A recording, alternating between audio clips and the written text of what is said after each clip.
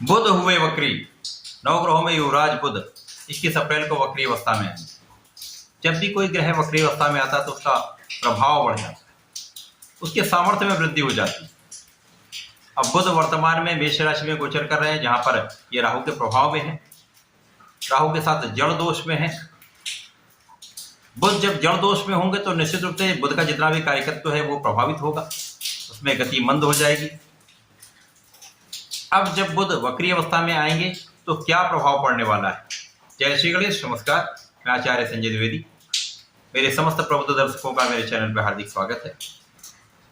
नवग्रहों में युवराज बुध, जिनके पास इस जगत में समस्त व्यापार का कार्यकत्व है, उद्योगों का कार्यकत्व है, कला जगत का कार्यकत्व है, लेखन, वादन, गायन, नृत्य, इन सभी का कार्यकत्व बुध के पास है।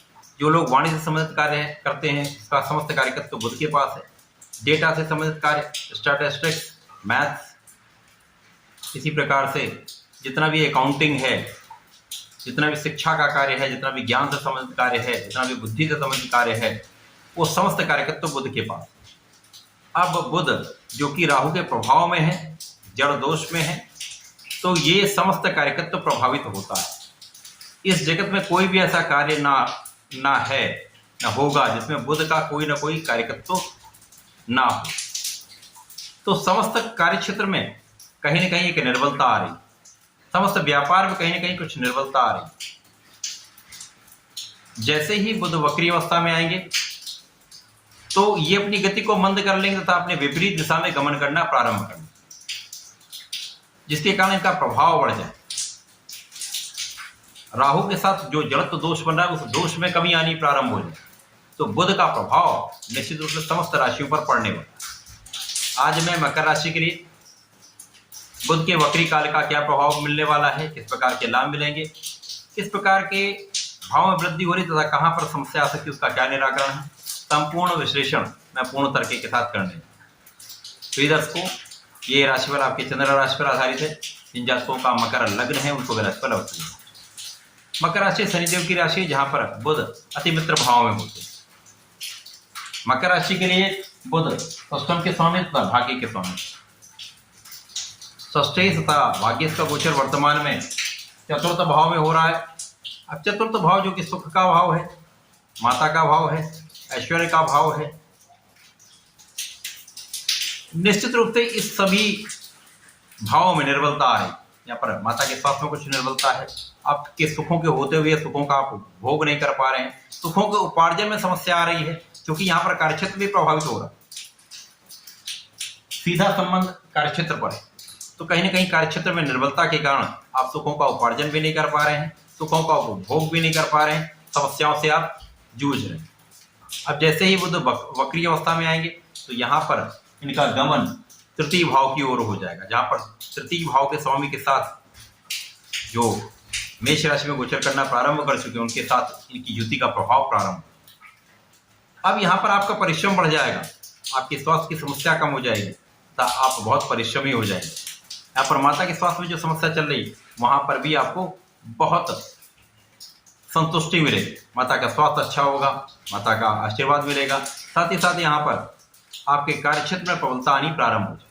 जहाँ पर आपका धन फंस रहा था, व्यापार में जहाँ पर धन का रिटर्न नहीं आ पा रहा था, व्यापारिक कार्य में शिथिलता आ गई थी, वहाँ पर कार्यक्षेत्र आपका गतिमान हो जाए, गति आ जाए, मूवमेंट बढ़ जाएगा। इसके कारण आपका व्यापार भी प्रचलन में होगा और आप उसका लाभ लेंगे। इसी प्रकार से आपके कार्यक्षेत्र में निश्चित रूप से आप गति आएगी, तीव्रता आएगी और आप अपने व्यापार, अपने कार्यक्षेत्र में प्रगति करने लगेंगे। अब यहाँ से कहीं ना कहीं आपके भाग्य में वृद्धि होने लगी, भाग्य का साथ आपको भी प्राप्त होने लगे। यहाँ पर निश्चित रूप से आपको लोगों का सहयोग प्राप्त होने लगेगा, उच्चाधिकारियों का सहयोग प्राप्त होगा, व्यापार जगत में आप आगे बढ़ने लगेंगे, तो धन का आप अर्जन करने लगेंगे, धन का आगमन प्रारंभ हो जाए। जिस भी कार्यक्षेत्र में है वहां पर आपके कार्यक्षेत्र में जो निर्बलता आ रही थी जड़त्व दोष के कारण वो दूर होने लगेगी, आपका कार्यक्षेत्र प्रबल होने लगेगा, भाग्य का भी साथ मिलेगा, कार्यक्षेत्र में आप परिश्रमी हो जाएंगे, तो निश्चित रूप से आप सफलता प्राप्त करेंगे।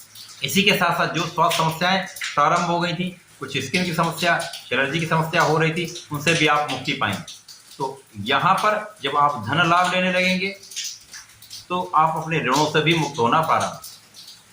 जो लोग ऋण लेने का प्रयास कर रहे हैं उनके लिए भी समय अनुकूल हो जाए। यहाँ पर आप ऋण लेने में सफलता प्राप्ति करें तथा यहाँ पर बहुत कुछ आप अपने शत्रुओं पर विजय प्राप्त। यथा कथा जो शत्रु आपके पीठ पीछे बन रहे थे, जो आपको पीछे ढकेलने का प्रयास कर रहे थे, वहां उनसे भी आपको मुक्ति मिली।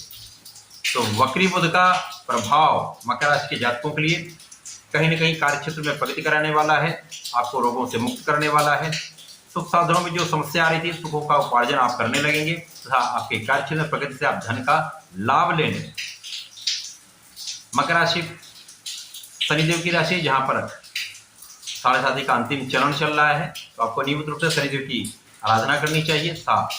वर्तमान में यदि आप शंकरनाशन श्री गणेश स्तोत्रम का नित्य कम से कम एक बार पाठ कर लेते हैं तो निश्चित रूप से समस्त संकटों से विमुक्त होंगे, लाभ की प्राप्ति बढ़ जाए।